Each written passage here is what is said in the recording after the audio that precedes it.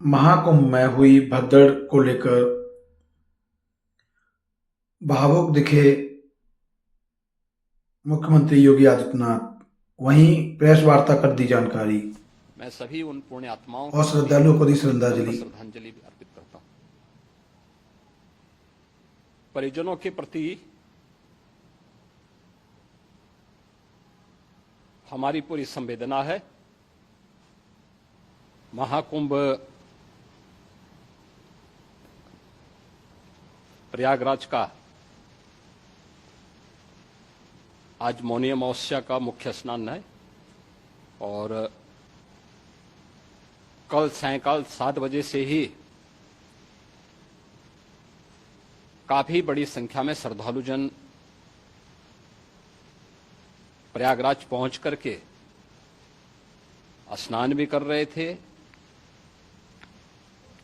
और काफी बड़ी संख्या में श्रद्धालुजन ब्रह्म मुहूर्त का भी इंतजार कर रहे थे।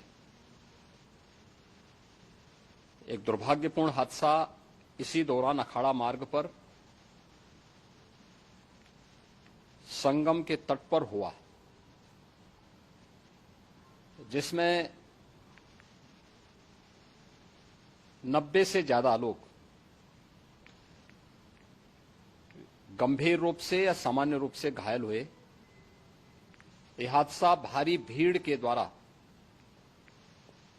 अखाड़ा मार्ग के बैरिकेटिंग्स को तोड़ने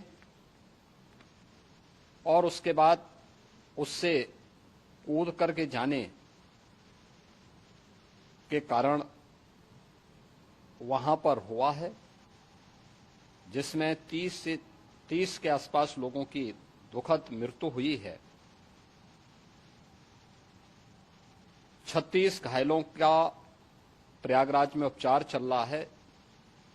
शेष घायलों को उनके परिवार के सदस्य लेकर के चले गए हैं। घटना दुखद है, मर्माहत करने वाला है। लगातार प्रशासन के संपर्क में है मेला प्राधिकरण, पुलिस प्रशासन, एनडीआरएफ, एसडीआरएफ,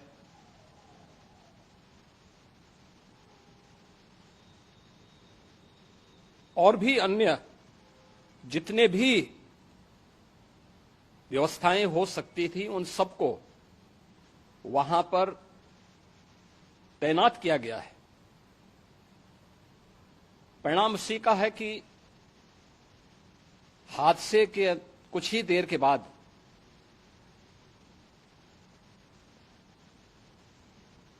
राहत कार्य को ग्रीन कॉरिडोर बना करके प्रशासन ने, पुलिस ने,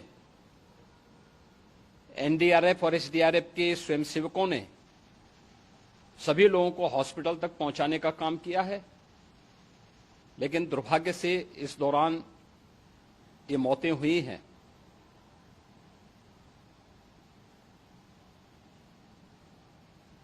स्वाभाविक रूप से इन सब मुद्दों पर प्रश्न उठना स्वाभाविक भी है।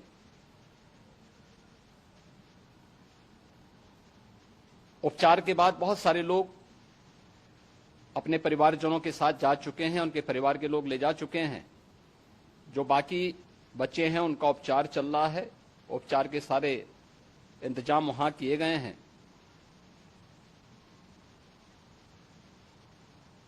प्रेशर मौनी अमावस्या का ये मुख्य स्नान है महाकुंभ का, और बहुत ज्यादा प्रेशर प्रयागराज में होने के कारण सभी प्रकार के मार्ग भी चौक थे। रात्रि से ही प्रशासन उन मार्गों को खुलवाने और स्थिति को सामान्य करने के लिए पूरी तत्परता के साथ लगा भी रहा।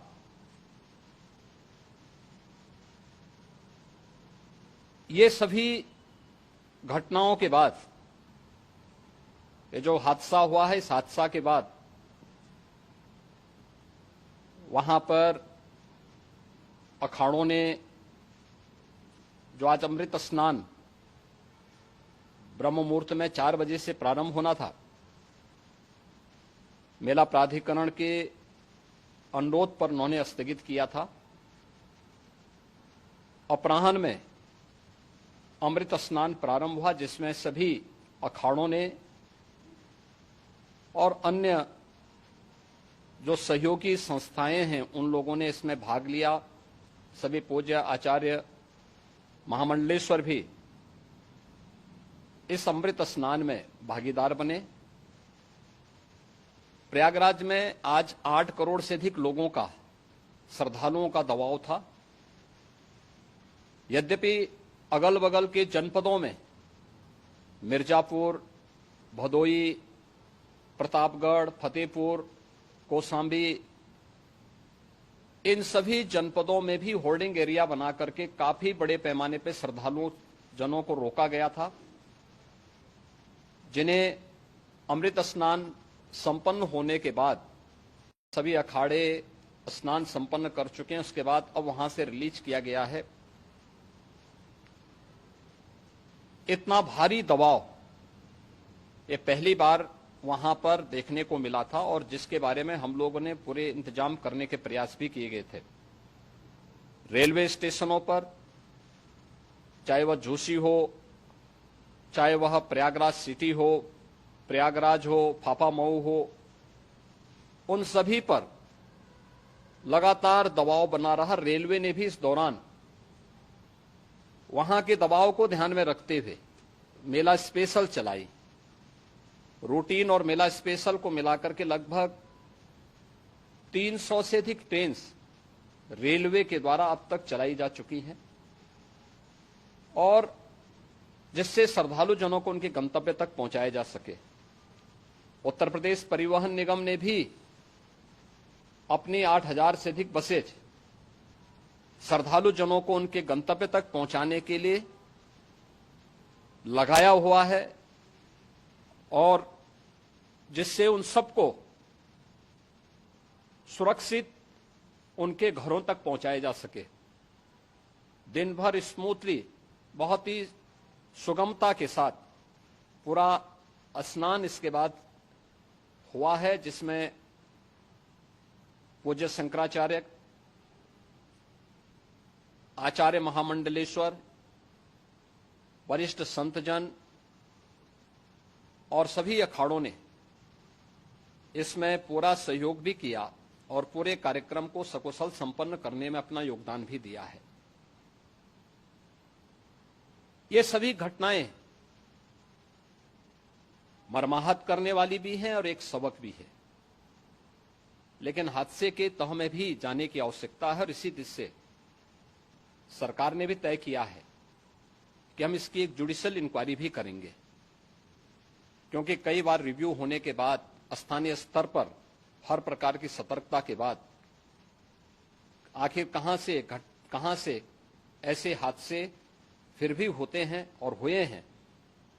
इसके लिए हम लोगों ने न्यायमूर्ति हर्ष कुमार के नेतृत्व में पूर्व डीजी श्री वीके गुप्ता और retired IAS Shri DK Singh, इन 3 सदस्यीय जुडिशियल कमीशन को भी इसके लिए गठित किया जा रहा है। इन सभी अन्य कार्यों के साथ साथ हम लोगों ने वहां की पूरी घटना पर आज पूरे दिन भर एक एक घटना को लेकर के मुख्यमंत्री का जो कंट्रोल रूम था, उस कंट्रोल रूम से भी, चीफ सेक्रेटरी के कंट्रोल रूम से भी, डीजीपी के कंट्रोल रूम से भी लगातार इन चीजों की मॉनिटरिंग की जाती रही। दिन भर बैठक चली है और लगातार एक एक घटना को लेकर के वहां पर प्रशासन के साथ संवाद भी रहा है, विभिन्न अखाड़ों के साथ संवाद रहा है, अन्य संतों के साथ भी दिन भर हम लोग संवाद बनाते रहे हैं। प्रातःकाल से आदरणीय प्रधानमंत्री जी का, माननीय गृह मंत्री जी का, माननीय राष्ट्रीय अध्यक्ष जी का, अन्य तमाम केंद्रीय मंत्रियों का, माननीय रेल मंत्री जी का, प्रदेश की माननीय राज्यपाल महोदया का भी इस संबंध में बराबर आवश्यक दिशा निर्देश भी और मार्गदर्शन भी प्राप्त होता रहा। इसको लेकर के यहां पर सरकार ने उसे नीचे मजबूती के साथ उतारने का कार्य करने का प्रयास किया। घटना अत्यंत दुखद है। मृतकों के प्रति मेरी विनम्र श्रद्धांजलि है। लोग न्यायिक जांच करवा करके इसकी तह में भी जाएंगे। इसके अलावा पुलिस के स्तर पर भी अलग से हम लोग इसके एक अलग से भी जांच करवाएंगे कि आखिर कहां पे ऐसे हादसे किन कारणों से हुए हैं, क्योंकि पहले से इस बारे में हम लोग हमारी रणनीति थी कि इतनी बड़ी संख्या में श्रद्धालु वहां पर आएंगे।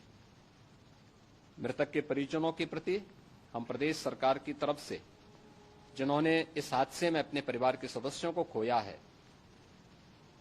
वहां पर मेला प्राधिकरण के पास वो पूरी सूची है, उन लोगों ने उसको वहां पे जारी भी किया है।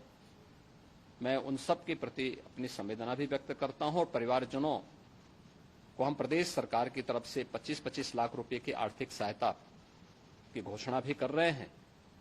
और न्यायिक आयोग इस पूरे मामले को देख करके एक समय सीमा के अंदर राज्य सरकार को अपनी रिपोर्ट देगा और इसमें आने वाले समय में या आने वाले स्नान के लिए भी हम और कैसे व्यवस्था को और सुदृढ़ किया जा सकता है, इसके बारे में भी कल मुख्य सचिव और डीजीपी स्वयं एक बार प्रयागराज जाकर के उन सभी मुद्दों को देखेंगे।